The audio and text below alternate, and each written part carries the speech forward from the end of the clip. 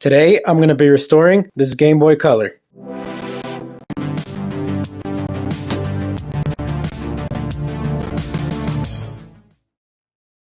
Welcome back to my channel, Retro Stash Repairs. So I bought this Berry Game Boy Color for parts from eBay a couple of weeks ago.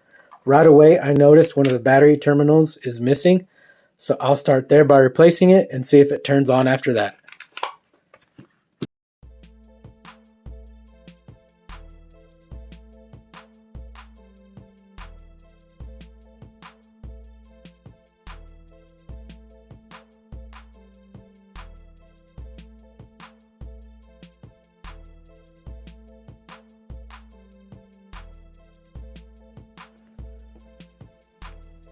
Alright, so now that I removed the battery terminal, it's time to replace it.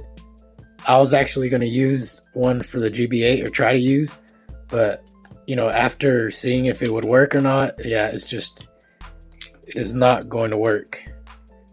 It's just the wrong length. It doesn't even fit in the shell how it's supposed to. It just won't work.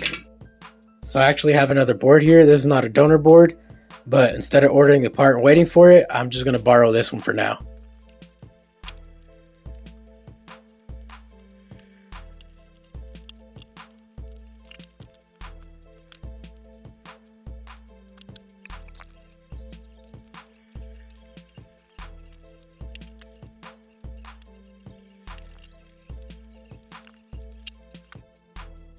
Alright, so now that I put the good one in, it's time to test it out.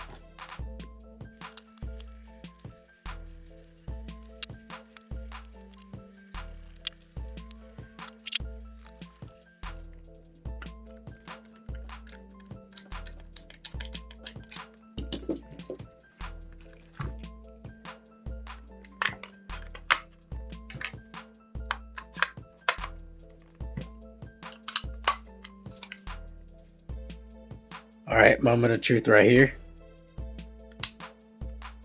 No. Dang it, no power. So what I'm going to do now is get my multimeter and check the fuses and the power switch and see what can be causing the no power issue.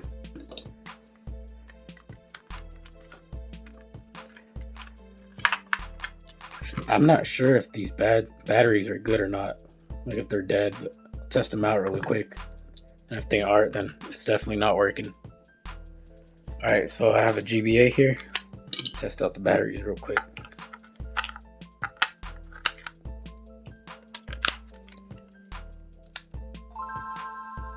Yes, the batteries work, so the Game Boy Color definitely is still not working. So I'm gonna take out my multimeter and start checking the fuses and the power switch. I have a feeling it might be a dirty power switch, which is a very common problem with a lot of the Game Boys.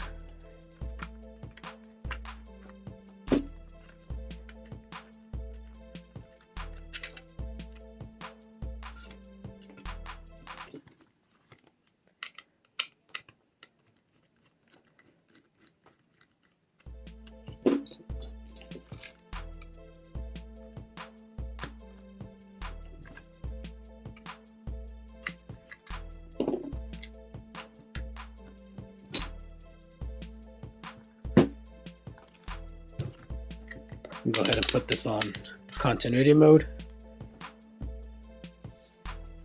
Check F1 fuse. That looks good.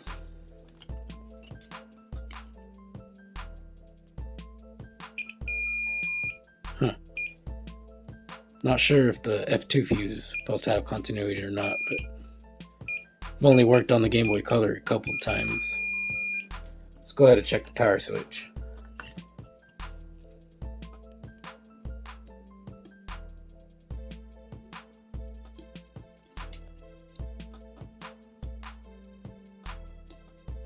Yeah, I'm not getting anything on either end. No connection at all. So it's probably just very dirty. Or I need a new switch. But go ahead and take off the top part and take a look under there.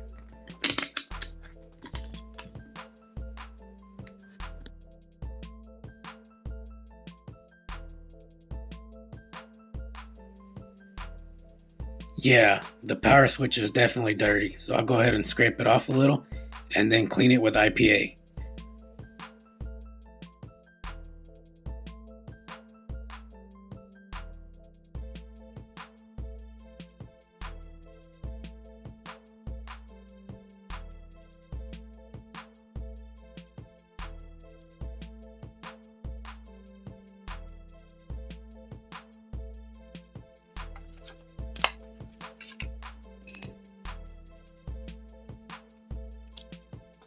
Ah, yes. We got power and sound. I'm actually going to go ahead and test it with the screen real quick and see. Make sure the screen is working.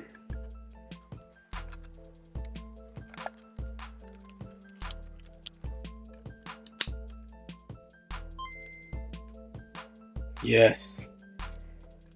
So it's working complete so far.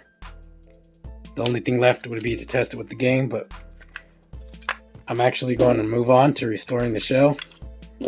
So the next step is to start taking off the stickers and give it a good wash with some soapy water, and then I'll put it back together after that.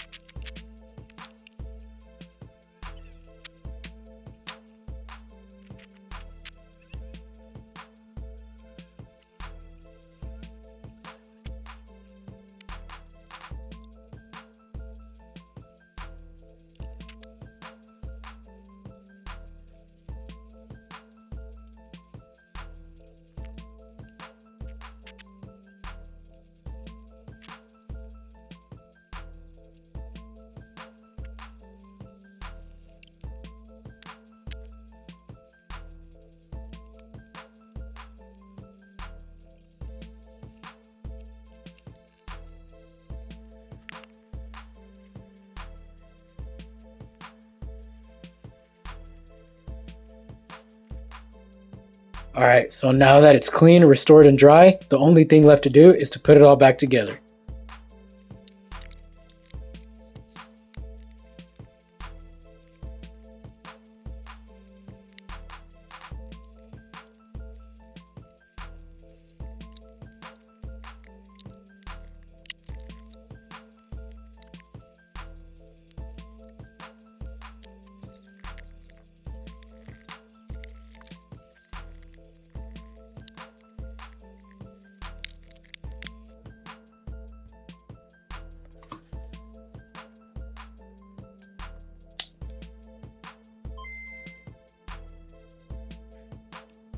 Okay, as you can see, I'm all done now.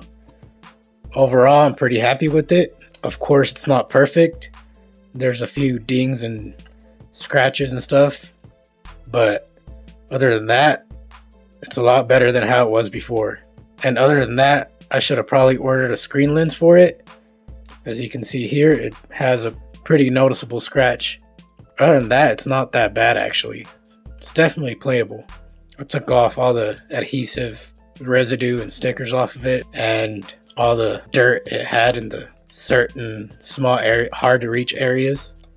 I think it turned out pretty good. And of course, I'll be testing a game with it since I haven't tested it yet. So hopefully it does work.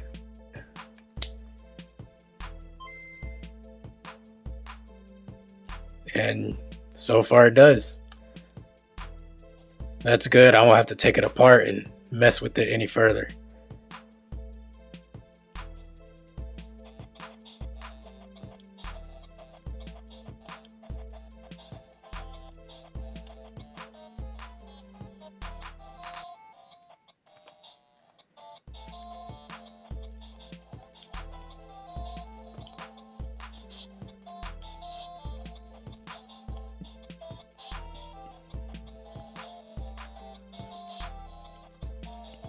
So yeah, it looks like all the buttons work as well.